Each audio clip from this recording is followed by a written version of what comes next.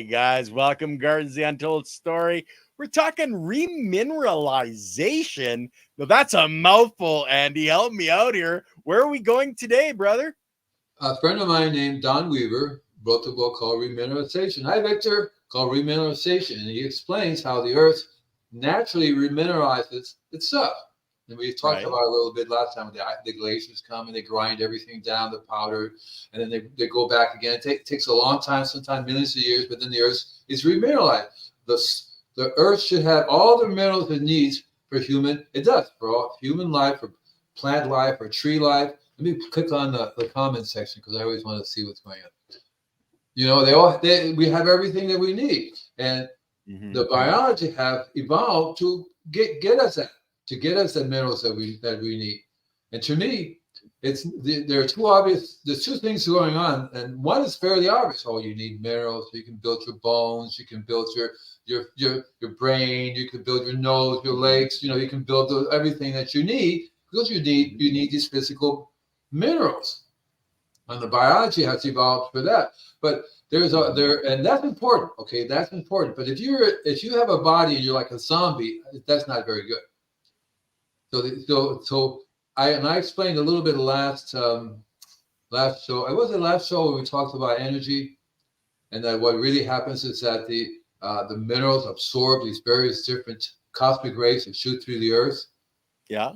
So that is, to me, the most important thing than anything else, because what they're really doing is that they're connecting us to. There's a consciousness, a universal consciousness that's everywhere. Yeah. Right. And so we're connecting to that. We are connected to that. Finished looking at a movie called The Field. So they call it the field. The consciousness is the field. The earth has electromagnetic field. So the real reason of, hi Silly, hi everybody. The real important reason we do that. So we have our own electromagnetic field. Yeah. Just like the earth does. It's identical. It's identical field, except the earth has it's a big giant thing with a giant enormous electromagnetic field.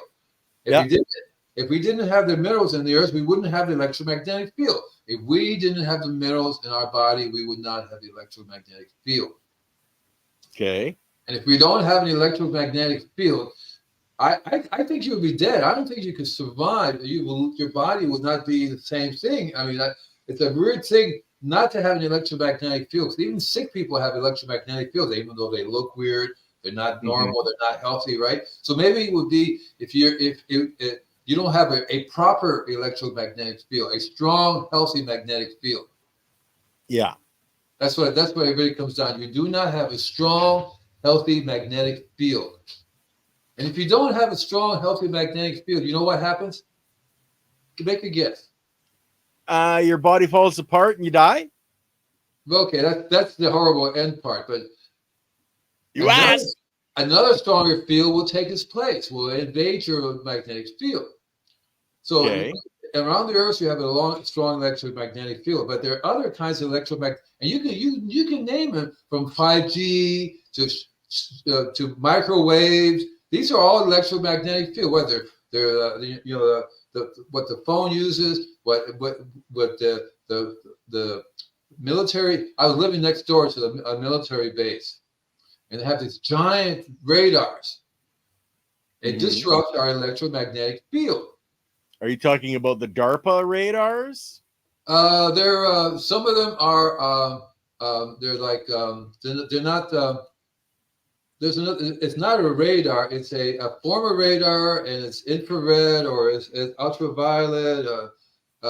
What's the other way that people use to communicate with the military? Well, they use a CB radio. They use radio waves. Radio waves. Well, I've forgotten the name of it now, but basically the military has a short wave. It's like a short wave or infrared or something. It's a weird spectrum that they use specifically to communicate with. Okay. And by law, you're not allowed to live within a certain range, have homes within a certain range of that. Okay. Yeah. Unfortunately, it only works for wealthy people, because poor people, they don't care. You can have this base. They build a city right next door to the military base. It's supposed to be like 3 miles and you get the electromagnetic waves, the beams that they shoot out, and it really disrupts your electromagnetic field, which makes it even harder for a person to be healthy and to think normal. You need to have an electromagnetic field so that, first of all your systems in your body are working. They will not work if you don't have an electromagnetic field that's strong. Understand? That's one reason why people like being grounded. It strengthens their electromagnetic field. So when you're grounded, you're actually part of what you do is you give up your small electromagnetic field and you're living within the giant electromagnetic field of the earth. One of the things that microwave, there you go. That's it. Microwave. There you go. Thanks, Ghetto.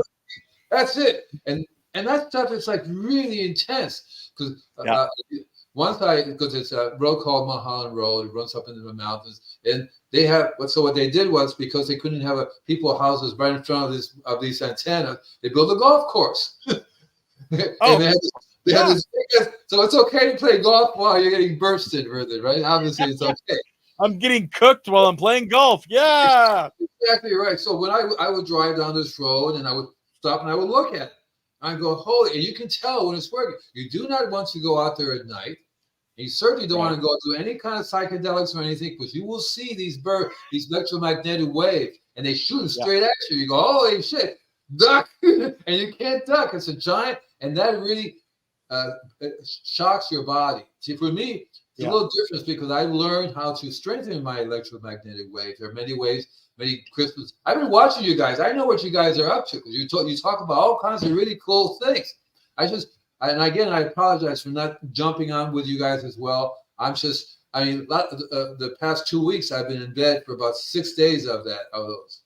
And I get microwave, I get microwave brain. and migraine headaches in your brain. That's it. Yeah, microwave headaches, microwave brain. So, so the real importance is that animals don't have to worry about electromagnetic fields, because they are already always connected to the earth. So they actually have the earth as the electromagnetic field.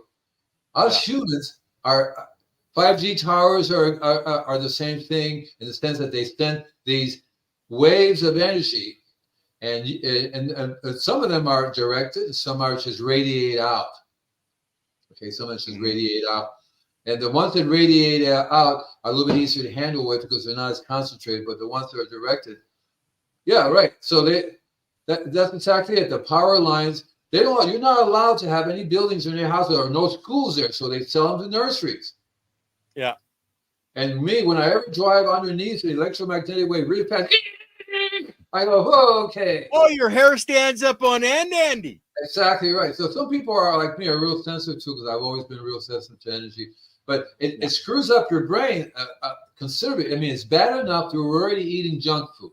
It's bad enough that the food is CRAP. That's awful, because you're not getting the minerals from that. So you're getting to be dumber in your minerals aspect. I mean, your minerals are not there. So their auras are very weak. Any of these fields just do havoc on and they go right into your cells, into your genes. I think we have one of those magnetic fields around you right now, Andy, because you keep fading in and out like you're on a different plane of existence, Unfortunately, I am. Unfortunately, I'm on we are also multi-dimensional beings, and it's real easy for me to go from one dimension to the other. A lot of times it's just you're phasing in and out, Andy. We're losing you. Did you see that? It was like, I shouldn't say that. I shouldn't do that to you guys. I shouldn't do that to you guys. But there we go. Stop it. I'm not going to do it. Yes, I am. I can't do it. I'm going to do it now. Close my eyes. Am I gone? Okay, no. So, animals. The invisible gardener, Yes, human beings are very different than animals and other creatures. Beam me up, Scotty. Yeah, right. And he goes, that's one of the things I liked about Star Trek, was the beaming aspect of it, because the teleportation, right? The teleporter was really cool. How to re-energize, take the molecules apart, put them back together again. And that's something you can actually do, but you do it in a slightly different way. You Yeah. do it in a slightly different way in the sense that your consciousness can travel the universe, travel the. So scientists are going, gee, what happens when you go into a black hole? Yeah. Cities are open air microwaves now. Oh, geez. And they're getting worse, worse and worse and Yeah. worse. People are not protecting themselves from all this kind of electromagnetic interference. It's besides the point that the sun, for example, does this trip on us every once in a while. Recently, maybe a few days ago, had enormous bursts, went right through the earth. It shut down a bunch of stuff because it would have solar flare, which is an electromagnetic thing. I tried my best, Captain. I'm not a doctor. I mean, I'm a mechanic, not Whichever, you know, yeah. Whichever. Well, I know that the sun has put off some huge bursts. Like I tracked the Schumann resonance. Yeah. And there's some wild stuff that has happened.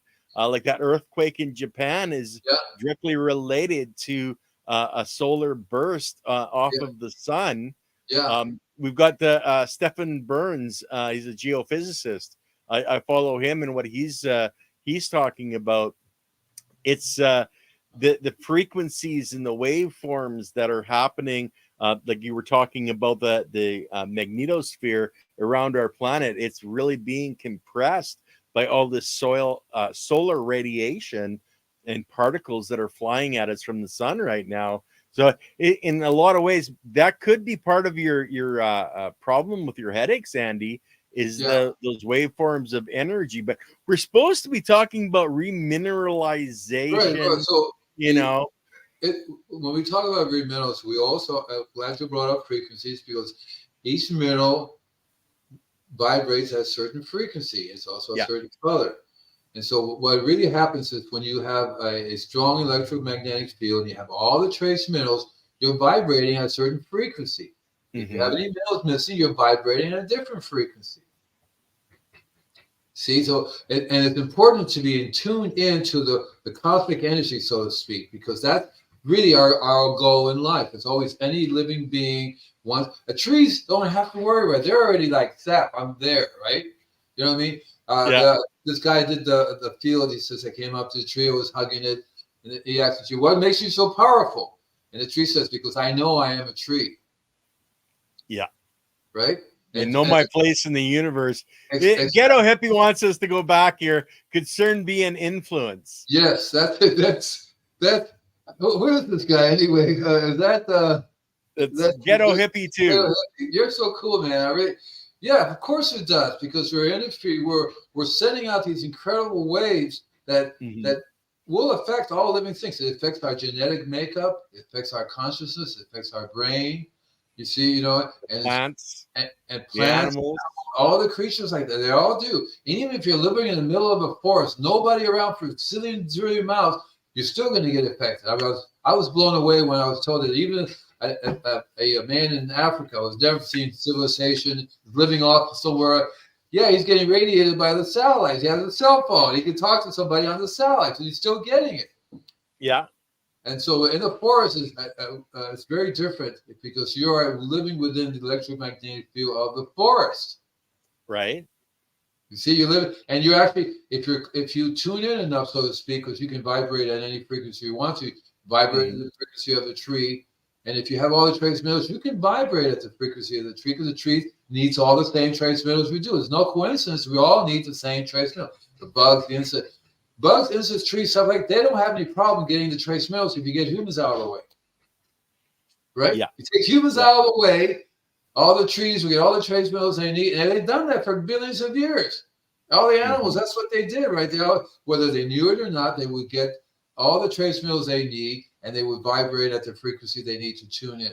That's what the key of us, all ancient civilizations. The pyramids. You know what the pyramids is? It's a certain type of minerals that vibrate at a certain frequency. And the Schumann resonance is a really cool way to understand what is going on with the frequencies of the earth and the frequencies of people.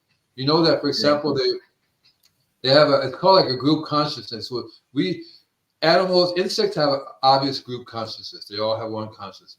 Trees, birds. Human beings have a group consciousness also. And we can literally connect with each other, because we're also connected to the same field, the same consciousness. You see, right? Part of the problem is you cannot connect. We're fracked. I wasn't going to bring it up. Yeah, you didn't put it up. That's why I said fracked. And that's, to me, that's human beings. I was told are here to understand our purpose in this world, right?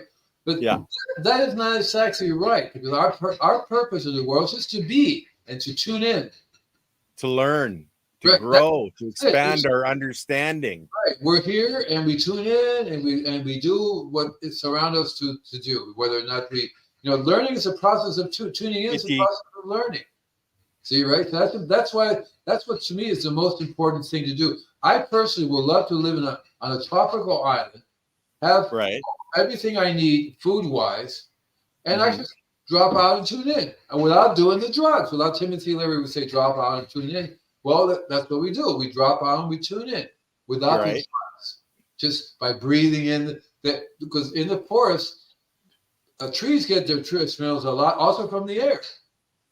Exactly, like when Mother Nature blasts off a volcano and that goes up in the stratosphere, it goes around the planet, and those minerals that she blasts out of there are micronized, and they come down, land on the leaves and into the soil, and help to remineralize everything. They're not only macronized, but they're energized. The amount of energy they get through the volcano is enormous. So when you insert you digest that, you're getting that same energy again. That's what we need. That's what we literally need. That's why we need all these trace minerals, is to start vibrating at that frequency where we can turn it. Hey, Pembina. Hey, man. That's a cool name. Pembina River. And it's actually a river up here. Oh, is it? Pembina River. Cool. Yeah. So I like one of the things I want to do more and more is talk about not only just gardening, but part of the reason why we deal with energy. Part of the reason why we're here. And one of the things I wanted to also say too is I met a scientist once. His name is Bill Callahan.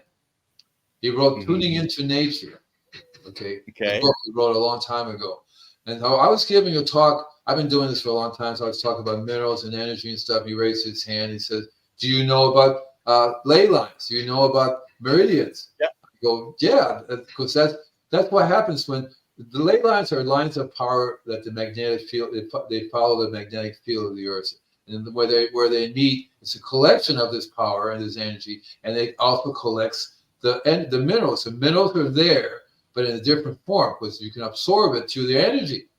So, so in the whole environment is green and luscious, and the Tower of Power was done by ancient people. They used to think, well, because basically it's a giant tower, hundreds of feet up in the air with a little door up there, and they would say, well, this is the way the villagers would get away from the Vikings. They would go down, somehow they would get up there, and then everybody would get up there and raise a ladder behind them and let the Vikings pillage the village, and they would come down afterwards. But Bill Callahan did X-rays on these things, and they found that they were filled with crystals. And so, and he realized right away that this is basically an argon accumulator. Argon is organic energy. Yeah, yeah. That's being carried in the ionosphere. What does that say? Being carried in the ionosphere. Being carried in the ionosphere changed the particles. Exactly right. So the electromagnetic field and the gravity of the Earth is exactly what they do. They expel it into the ionosphere. They get charged. That's why the what do you get in up north? So the wavy things. Oh, the northern lights. The northern light. Those are charged particles. Aurora borealis. Aurora borealis. And they're actually a southern borealis. Those are charged particles. Yeah. And they just become materialized because they go through the electromagnetic field and the light and all that energy lets you see them. But we also have them all around us, and we eat it. We absorb. You can literally. There used to be a breatharian to suck it in. Oh yeah, that was good. But then I got tired of the junky air that we breathe now. Yeah, no doubt. Eh? There's a big difference, and so that's something that we we really, really need, because my reason to be here is to be connected with nature, to be connected with everything. I don't feel happy at all if I'm just sort of sitting here by myself and not connected at all. As a matter of fact, like you said, we would die. I would die. Yeah. I would literally blow up and go, what was that? I don't know. Some weird guy that was talking about energy, and who knows what happened. So I think he disappeared. But for practical purposes, it's really important not just to get, especially if you're growing pot or anything else that's supposed to be for medicine. Yeah. Because the medicine itself, it's important that the medicine have the trace minerals in the right proportion that we need, or the right energy that we need. That's the whole basis of Bach flower remedies. You know what Bach flower remedies are? Mm-hmm.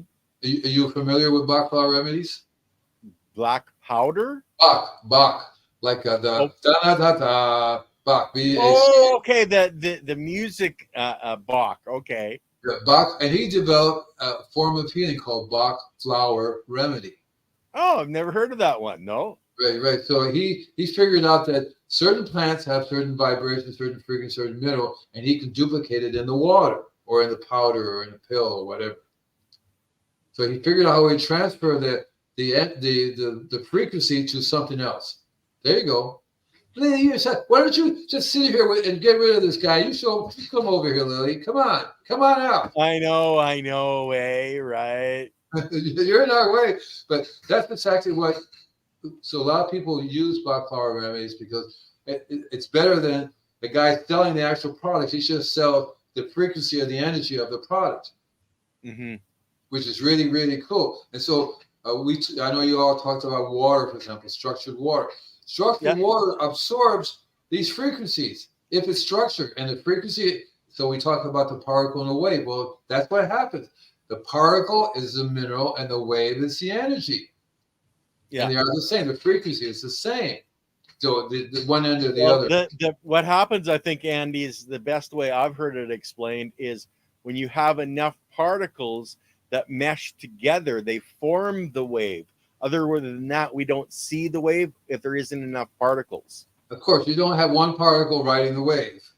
So that's what enough particles form the wave. It's like if you put enough humans on one side of a bridge, you're going to tip the bridge over. But if you only put one there, you're not going to tip the bridge. So there has to be enough particles in that going at that same direction, that same frequency to create the waveform. Right, exactly. And that's what we mean also too by when we say 1,000 Buddhas, or right now on the planet, there has to be a certain number of people on the same wave to form a wave, a conscious wave. There has to be enough people together to form a conscious wave. See, here I go again. I have to be quiet. So when you all vibrate at the same frequency, all of a sudden consciousness changes. Exactly. But we had a question from Ghetto on Oregon or Orgonite, but it's what I've seen of it. They take resin, crystals, shards of metal, like shavings from a drill press or something like that. Put it all together to create Orgonite, and you can tune it. Okay, Orgonite is different than organic, or other than an argon accumulator. So an argon is energy. It's a specific type of energy. They call it argon. He called it argon, but there are many different names for it in different religions. Prana. This is a consciousness. But argonite is a specific combination of metals that you put together, like you said. See? So slightly different thing, and then you can tune that. Of course, you can tune it to. You can actually change the frequency, because it will accept whatever frequency you give it.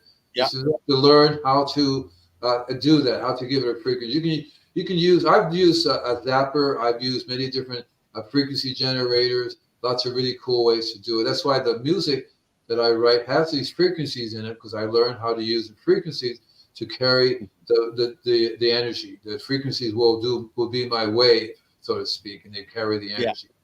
Okay, here's another one. I can't read that one, Lily. Put it up so I can read it. There you go. Seen a video of an opening of a bridge where they opened up a up to the public to walk in it before traffic. Before long, the people were in step, and it affected the bridge. I think that was in England, Right. and they found that the people ended up being synchronized in their steps on Exactly. moving Exactly. forward, and yeah, it really set off that resonance frequency on the bridge and almost destroyed the bridge. Exactly. When they were first building these bridges in San Francisco, they found that Yeah, when when they started vibrating at a certain frequency, the bridge would be a danger of collapsing yeah. because it It's like was the Tacoma Narrows bridge that did collapse. yeah, right. And there's also some bridges in China that Yeah, there's a glass bridge in China that you can't go on it anymore because people start harmonizing together in a sense of frequency that literally cracks the glass. oh And yeah, that it's really weird. So we live in a world of energy, and we need to understand that we are energy beings. And in order for us to continue being energy beings, we need to harmonize, vibrate, and we can't vibrate without the minerals. yeah. If you may have the consciousness, but if you don't have that tuning fork, the consciousness is a thing, you hit it, right? The tuning fork is Mhm. what vibrates. Well, And the, didn't you say you build tuning forks and you had a whole you made a whole bunch of them, Andy? I don't build it, but I have a whole bunch of them. Oh, okay, okay. I have lots of tuning forks which I use in the music. Yeah. I learned that I learned to because you can see the human range of vision is very short, but you can actually train your vision to go wider. Wider range. You can see infrared and ultraviolet. You can see that. Therefore, you can see, you can hear, color, and see sound. Yeah, and that's something that you can do, my friend. I That's started that and way. That's what helped me at the beginning. I didn't understand other stuff, and so I was just writing music that harmonized with me. Then I yeah. realized birds were going like this, and the bees were going like this. Oh, yeah, blah, blah, blah. And the trees were humming. So I go. So originally, when I did the music, it still is. It's for the garden. I tell people this is for the Yeah. garden. Play it for the garden. But I found that our genetic makeup is identical to what's going on the planet with trees and plants and everything. So what we do for ourselves is also very good should be right, very good for everything else. Right now it's a little weird because the things we eat, the things we do, cause us not to be in harmony, not to vibrate, and then we get sick. Now, I, Ghetto Hippie here is saying you can taste color. that's right. You can actually eat it. Mm-hmm. Learn how to eat color, and you realize that color translates to a certain mineral, and you can literally not just imagine, but you can concentrate, and you can what is it? What you call when you transform, mutate. You Transmutate. Okay. mutate the color into the physical energy that you need. That's exactly what music does. When I do the music, there are computer programs that will translate it into color. As you can see Yeah. the color of the music and the frequency of the color of the music. And Now, does that computer generated one match what you see, Andy, when you see that? yes, exactly. I have this program called Acid, so it allows me to write music based on color. So I get and use a paintbrush to Yeah. paint it with. And then when I paint it, I use the certain colors, and I would paint it, and that turns. And I'll tell the computer can tell me what frequency that painting is at. So Sweet. it'll say this is a certain frequency, and you actually see it's like an oscilloscope. Yeah. It'll actually oscilloscope just shows you the frequencies and what Mhm. is harmonizing, what frequency level is harmonizing at. But Yeah. the computer is so cool that the computer can actually Can it? translate it into color as well. So you can Mhm. translate it into color. And there's a program called The Field that was talking about water and how water reacts to sound as well. You see, Yeah. water is basically a bunch of tiny tuning forks, and they all start vibrating at the frequency that they hear. Yeah. See, it changes. That's what structured water really is. They all are Mhm. structured. That's why it's called structured, because they're all Yeah. vibrating at the same level and they're tuning into again. All of them are on the same all frequency together, rather than a bunch of different frequencies all over the place. Right? So Yeah. and to me, there's nothing more important than that because that's the key to health. When I work on trees that are sick or pests and diseases, I screw up their frequency level, so they don't know what the heck is going on anymore. The bugs are tuned in to certain frequencies. They've learned this frequency is good for us, bad for them, but they're weak. This makes them weak and food for me. Most people, when I talk to them, I try not to get too far ahead of that, because people go, he's a little, a little bit out there. Well, and so Ghetto Happy has the perfect one. Sounds like Andy is talking about the brain, or at least his fried brain. Yeah, man. I always talk about the brain. My brain is a little different than most brain, and I don't mind saying it, because I see things differently, I hear things differently, and I always have. I formed a church in 1970 teaching people about this. That was 1970. Yeah. And that's how I got the name Invisible Gardener, because it's invisible energy. I was going to call it Invisible Energy Man, but that didn't sound too cool. Right? It doesn't sound too good. And to me, invisible gardening means you're dealing with the invisible energies. They're not really invisible. You see them around you all the time. You hear them, you feel them. You definitely feel it. You can take a bowl of water, sit it down, you're going to see the ripples coming up all the time. You're going, what the heck is that? Right? It isn't cars going by. Right? There are lots of, because water is so cool that it harmonizes with anything around it. So you go in the middle of a forest, have a ball sitting there, and you'll see the ripples start to appear. And if you could understand what the ripples are saying, because the ripples always form a specific pattern that they see. And it's like that book. It's not too. The book is called The Miracle of Water. The water is an image of water. The name of the book. Look it up, guys. The image of water. You know how? Didn't we talk about this guy in Japan has an electron microscope? Yamamoto. Right, and he wrote 2 books called The Images of Water. And he used it to look at the snowflakes. They look like snowflakes of the water, and he would do certain things to change the frequency of the water, and the image would change. And I find that you can, and you know how he structured water. He meditated to it. He would group of people got around the water and meditated and change the frequency. So our consciousness, we can do that. Our consciousness can easily change the structure of water without even having to have any tools whatsoever. There's one of the things that I used to do, and I still do, but I do it like here in this new home I'm at. I'm in the process of energizing a force field around my home, which stops these different microwave. The problem is with, I have a cell phone. It doesn't work too well because I block all the 5G, right? You're your own worst enemy, Andy. Oh, I don't really.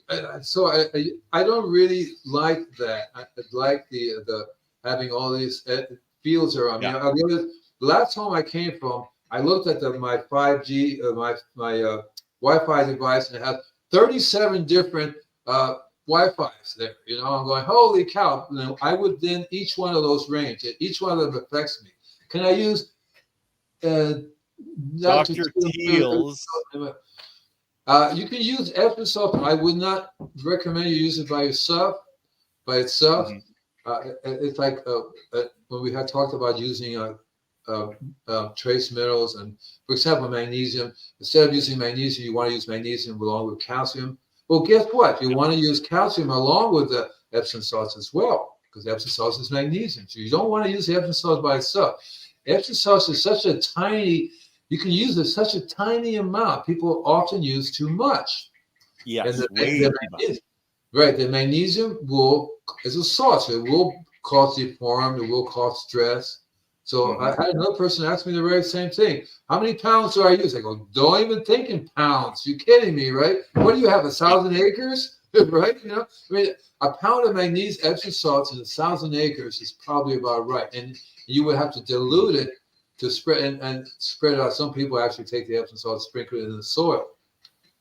But that's why, and then you have problems. So you always want to dilute it in water, dilute it again and use it. That's why when I've learned from experience, a long time ago, I used to go out, when I first started doing this, I said, okay, I heard that Epsom salts are really good for roses, so I'm going to put a cup of Epsom salts in 100 gallons of water. Man, that's not such a good idea. But you can take a tablespoon of Epsom salts, put it in a gallon of liquid seaweed or kelp or any mixtures that come from nature that are already mixed in. So I buy different kinds of rock dust, add a little bit of Epsom sauce to it. Well, I was going to ask you, what are you using as your binder? Like, what type of calcium are you using with your salts as the binder?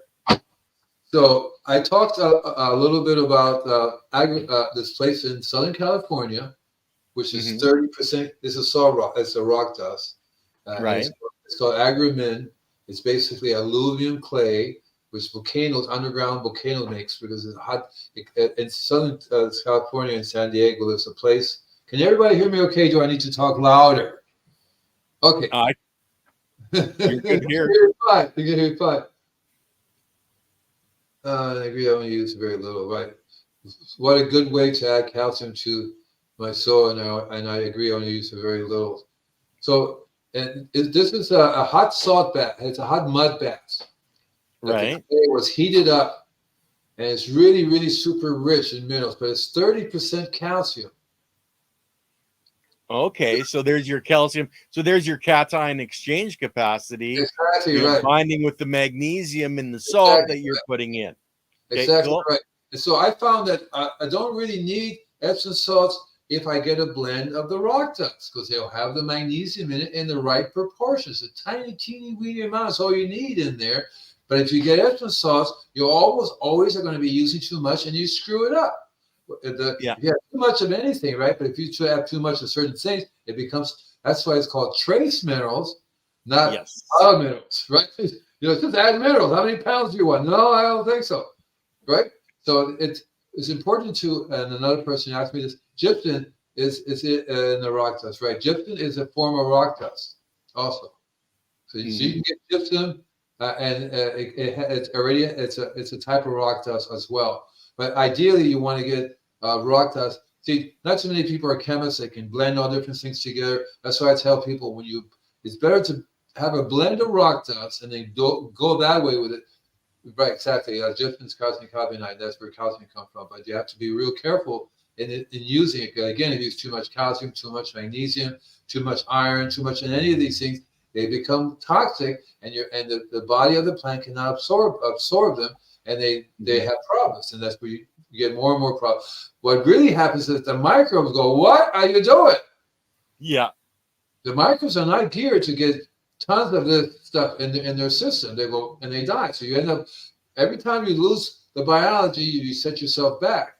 Yeah. And so the way the biology is set up, it's not like Mother Nature dumps 10 pounds of only calcium. When it's dumping something, it's going to have calcium like the agramin. It's micronized by itself, right? It's never by itself. It's always with it's other essential trace metals that come with it. So I do the agramin and I do the acimite. I do a glacier rock dust. You want to get a blend of many different varieties, and that's why C90 is so good because it's also a blend. If you look at the ingredients in C90, none of them are not one of them is more than the other one. They're all very tiny, teeny, weeny, small amount. Even then, you still have to use small amounts. You have to think homeopathic. That's why I brought up how to do homeopathic medicine, Bach flower remedies. They are billions of apart. 1 billionth of a part is what you do. See? Yeah. And that's the key to soil health is you want to have it in small amounts on a regular basis. But a blend, not any one thing. Mm-hmm. Not any one thing. You always want to do a blend. So if somebody says, "Oh, it's a good idea to add potash," there are certain levels of growth. And you know what I'm talking about, friend of mine, because I'm going to go add. I want some potash because now's the time to add potash to them so they can get bigger flowers, right? Yeah. And that does work. I understand that you add enough to it, but then that guy's not getting an idiot. If he has too much, it will destroy his plant. But at the same time, I tell people you don't really need to worry about that if you have a blend because they will be enough. It will be enough to produce the flowers that you want. My growth produced massive flower concentrate, whether it be for fruit, vegetable, whatever, simply by catering in to all the right amount. And whenever you have because he also had on his plants, on his cabbages, the cabbages look beautiful on the outside, but underneath there are these things sucking on the plant. Yeah. Trace mineral deficiency. And calcium is always the key to the trace mineral deficiency. You don't have enough calcium, or either have that, or you have too much calcium. Because I went to this place where you're storing things, and you have boxes of calcium this and calcium carbonate and all this other stuff. And I'm going, so you're adding that directly to the plants. He said, yeah, well, there you go. That's the problem. So, thank you. Thank you. Make sure to do the like, do the follow, and you can send me 20 million. I'll give you the address later. 20 million good wishes anyway. So it's always important to understand that everything is a trace mineral deficiency. In human bodies, it's a trace mineral deficiency. In the plant, it's a trace mineral deficiency. And you can't make up a trace mineral by adding more of it. It doesn't work that way. You have to look at all. Throwing it more out of balance. Right. You have to look at all the ingredients and see they all have to be there. And then you won't have a trace mineral deficiency of any of them. But if you say, oh, I'm deficient in calcium, I'm going to have 5 pounds of calcium, then you're going to have a big problem, because it's not going to help the trace mineral deficiency, so it actually makes it worse. So the key is, how many times through the grow season can we foliar spray? I would do it a little bit every time on a regular basis. My experience has been, just remember, it's that little bit. There you go. Little bit. There you go. So I do like 100 gallons of pure distilled water, because of city water, chemicals in it, kills the biology, all this kind of stuff. But then in 100 gallons, I put in a cup of my mixture, a cup. And that goes into 100 gallons, and I bubble that. I also have a gallon of the microbes I get from the worms. And that's all you really need. And I do my home customers, other properties, once a month, they get foliar spray. My own property, I've learned I can spray once a week, no parental, because it's a small amount. It's a tiny, tiny, weeny amount. Yeah. See, not like a big time. And no nitrogen. You only need a certain amount. Actually, you don't even need nitrogen if you do it right. There's plenty in the soil already. There's plenty in the air, in the soil, and everywhere. It produces that. The key, again, it will only produce it if the minerals are in the right place. And the biology. Don't forget the biology. Right. It's the one that uses it all. Right. If the minerals are not in the right place, the biology dies. If you have too much minerals, not enough minerals. Right. If you have the right minerals, then you still need the biology to break down the minerals. But if you have biology, you have too much minerals, you kill the biology. That's usually what happens. What does Canoflex say? I can't read it. Ken, I have the same problem with you did dark green leaves with light spots in between the leaf veins. Right. So these are mutations. That means that you have 1 or 2 trace minerals in a too high concentration. Those are clear mutations. It could even be the magnesium. It could even be the copper. Usually some of the exotic ones are called exotic for a reason. Yeah. Exotic. They're even worse. Okay, just think of having lead in your plants. You go, oh, you don't want that. No, you need exotic trace amounts. I mean, super just 1 billion. Little bit. 1 billionth of a part, right? And not right. So that's why the same thing happens with Epsom salts, magnesium sulfate. Magnesium, you tend to add too much. You only need teeny weeny little amount, a bit. And so the key here is to think of it as a homeopathic method. And the homeopathic method, they try to give you a little bit of everything in the tiniest small amount. Here's an example. So I made a homeopathic tea the other day. So I got it from a plant. There are different kinds of plants that have different minerals. So I would crush it down and then I would make a tea out of it. I would strain it out. I put that into a cup. Then I would take that cup and put it into a gallon of pure clean water. Then I would take that gallon.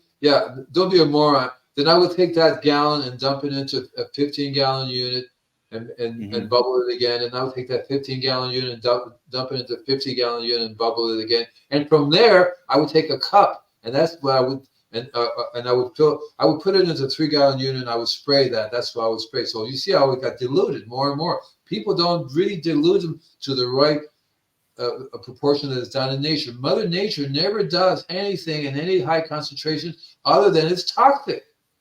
Yeah. And the reason why it's toxic is it's in super high concentration.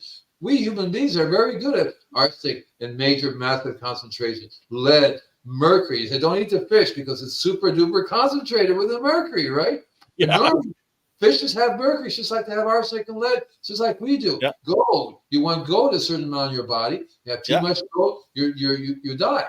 It becomes toxic. Like we have gold in our hair. It's in parts per billion, but it's there. We use gold to make the pathways for the energy in our body. And we need that in order to transfer energy one part of the body to another part of the body. Plants do that. The earth is very unique in that we use gold this way, but not only gold, lead, silver. You ever see you see mercury? You know what mercury is, right? The little liquid mercury. That's what we used to have in our thermometers was mercury. Exactly right. That'll kill you, touch it, but you need that in your body in its smallest amount, that tiny amount. You need iodine. Right. Right. Too much of that, you're dead. But you need that in a small amount. So that's the key to it. People have a hard time understanding that what we want is a tiny, teeny, weeny amount, rather than anything you can determine. So you deliberately have to dilute, especially when it comes to the trace minerals. When it comes down to this, that's why I like rock dust, because they already come in that diluted form. Even then, if you take too much of that, right? I had a friend of mine who bought 50 gallons of rock dust, azomite. He dumped 10 gallons of it in a raised bed. And then he says, rock dust doesn't work. Duh. And then he says, Steve, rock dust doesn't work. And I said, yeah, it works. Look, it kills everything. Yeah, exactly. And to me, I would have taken a cup. A cup would have been more than enough for that raised bed. And you don't really even sprinkle it in there. But my experience has been you don't want to add things directly to it because Mother Nature doesn't do that. Mother Nature always goes through the biology. So if I want to add rock dust to my plants, molybdenum. Exactly right. That is a super duper trace mineral. How you say it? Molybdenum. And he's wondering if it's a molybdenum deficiency that I have in my the cannabis leaf that's showing the green with the lighter parts. I'm not sure if it's that or a magnesium. I'm not sure if it's a deficiency or it's something that's out of balance. I haven't found the right combination yet. So we're going to do some more folios. What you need to do is look at the source. Sometimes you get a list of other minerals in there. Mm-hmm.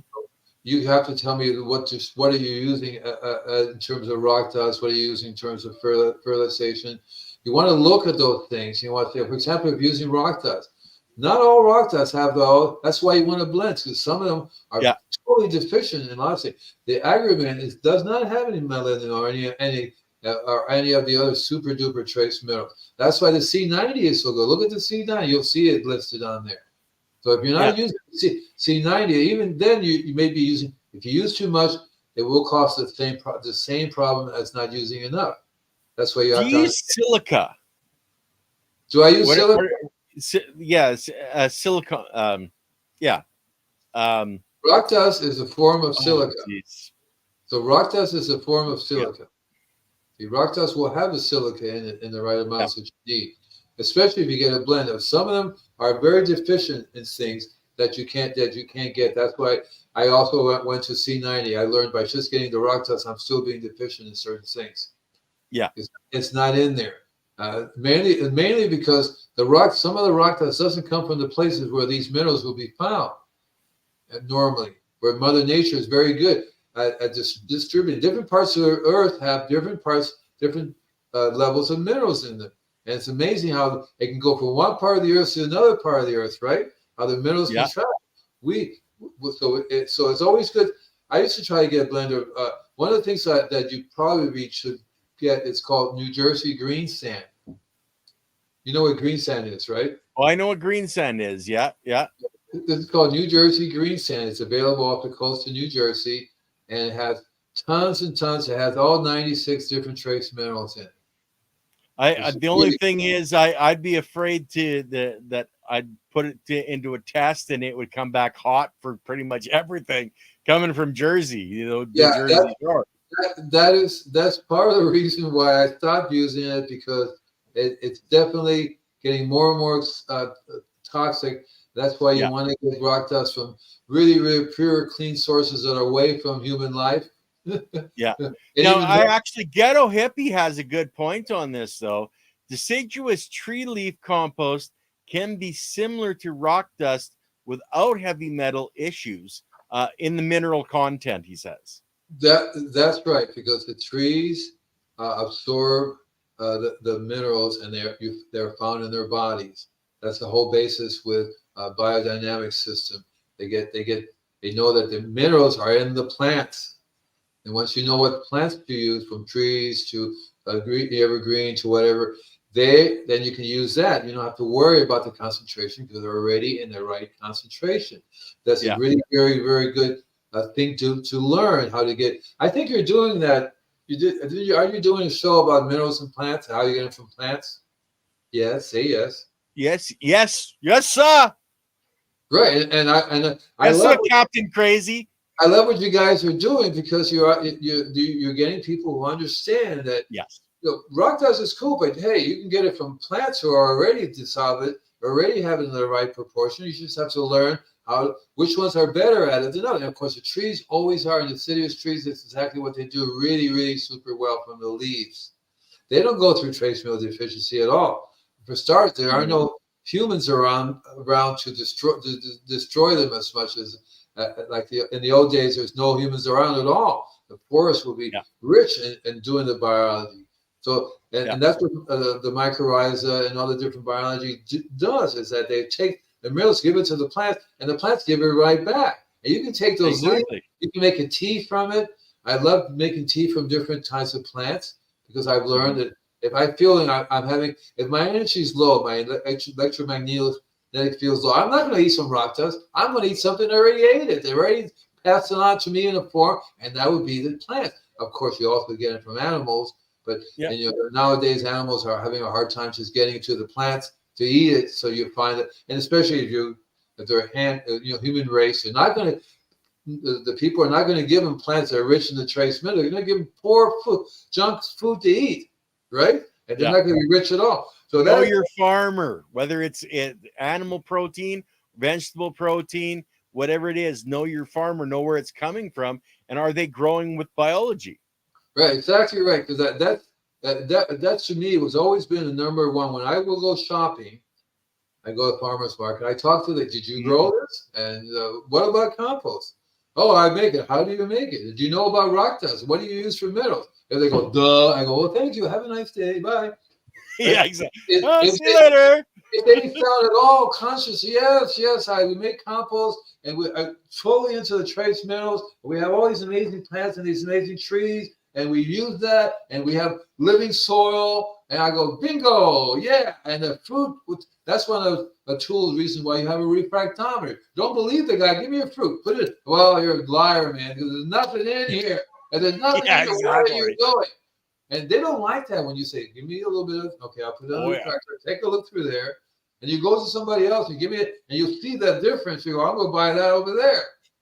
You know it. Yep. That's the only way you can bypass knowing the grower, because you're at the grocery store. You can't. Can I have the number of the grower before I buy this?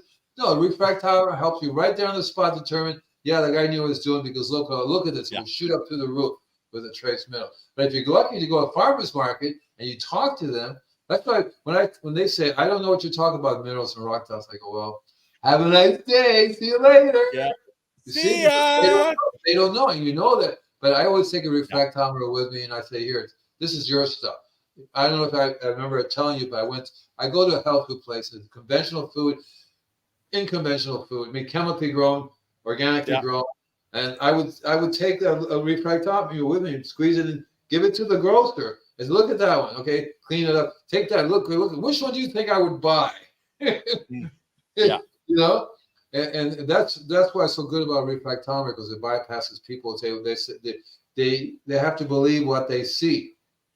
Yes. And that's key to it. That's why you want to use a refractometer, because it keeps you on top of things. If you see something dropping mineral-wise, the numbers start to drop, you go, well, I'm doing something wrong. Usually it's the biology. Something's affecting the biology, whether it be toxic rain, some chemicals coming into the system, because you're always being the The body. farmer themselves putting on the wrong thing or putting too much on, and Exactly right. Constantly being attacked. Constantly being attacked. So a refractometer is really a good tool to determine if your biology is there. Because if the refractometer is dropped down to 10, the 0, I never seen anything with a 0 in it. Usually because remember the way you read the biology, there's a good, bad, excellent, poor. It's called PAGE. Poor, average, PAG, good or excellent, page. That's how you okay, the refractometer, PAGE. Poor is a certain level down here, average is a certain level, yeah, good is another level, and excellent is up here. So yeah. you always want to get in the excellent range because you're going to be getting the trace, and also the plants are getting the trace mineral. Intermilitary history, the code taker. Yep, I know And about the code takers who contribute. How are we getting on the coded messages to the internet cannot translate? How do we get onto that? What are we talking? we're talking about gold and the gold in the hair. And in World War II, when the code talkers went over, they could sense the enemy miles away. Oh The yeah, military, in their wisdom, had them cut their hair, which was the connection they had, and that was where the code talkers came into the conversation in the chat. if I have long hair, I would be like Einstein. I would be shooting out You don't electricity. have you don't shave your eyebrows? No, I do that too. I would be shooting out electricity. I would have to go sit in the middle of the woods because I would be so. How can you not be? Because your hair is exactly that. It's an antenna. And Yeah, that's why I'm growing mine out again. I yeah, mean, that's like, I why got some pretty long that's why you're hair, so boy. that's why it's so fantastic. You're so beautiful. I But got ringlets, true. okay. That's how Samson. That's why the Samson, when they cut his hair, became weak. That was the Yeah. whole story. That's what the story is all about. Yeah, he That's- couldn't collect the energy and the that was around him anymore. He couldn't tap in. So when I do that, I really don't want to deal with people because usually their energy level they take energy from you. If you have very high energy, anybody comes to a low energy, their body's all normally going to say, "Give me the energy. Just give it to me over here. Give me, right?" And after a while, you get tired of giving energy to people, even though you have endless source of energy. You don't. It's not the way they should be getting energy. See, Yeah. some people. That's the whole theory of vampires. Give me your blood, Yeah. which basically give me your energy, and I'm sucking your energy right up. Yeah. And that's what a black hole does. Interesting enough, they take energy and convert it. Energy matter is the same thing for black holes, basically, which is that's such good stuff. Suck you right in, boy. So we have about 2 minutes left. Yep. Anybody have any? You got serious ringlets? Is that you, ringlets? Yes, when I shower, I got these really beautiful little ringlets. Like the girls just love my hair, and it's so soft. And oh yeah, I used to get teased for ringlets all the time. So next week we're talking about different methods of remineralizing soil using rocks as organic amendments. So I'm going to be Okay. covering to different ways that you can use rock dust on your plants, on your soil. Again, I want to emphasize always go the little bit, the law of the little bit. That's my thing. Uh, uh, Leighton likes the don't be a moron, but I say use the law of the little bit. Okay, well, the law a little bit. Yeah, yeah. Law of the little bit. You always want if you think you have enough ad libs. Yeah. Especially when it comes down to trace minerals. And you'll Mhm. find that everything will be even more amazing. But you also have to learn how to use energy with it, because when you're growing anything, you also want to feed it energy, right? You want to feed Yeah. it energy, and human beings are very good at generating energy. I know I'm very good. That's why I do music, Mhm. because that's a form of generating energy. When you play A energy to positive mental attitude right. really helps. When you play music to plants, they will absorb the energy of the minerals if you're feeding them at the same time. It amplifies because the energy rides on the waves of that the minerals produce. I know in my grow, I actually play birds chirping all day long for the plants. Right, and that is a natural frequency that nature produces, like what Yep. rain, thunder. These are natural. It's just that, why do you like rain so much? It's just the natural frequency. I can show it on the computer, the frequency that it produces, and my brain starts harmonizing with that frequency. Next thing you know, I'm like tuning into the energy of, because the water when they And you're drop the dancing in the rain. right, the droplets have this frequency with it. The water, structured water, when it comes down from the stars, from the sky, right? That is structured water. And it has these because they're up there really close to the magnetic field, all this stuff, and when they bring it down to us, and you open your mouth and go pow, or the way it hits your electromagnetic field is really truly amazing because you absorb that. Yeah. And it's the biology that actually creates rain at a different temperature than actually zero. So it's actually the biology that gathers the molecules together that creates the rain in our skies. Without that, we wouldn't have the rains that we do have. But on that note, brother, it's over the hour, so we're gonna let everybody go.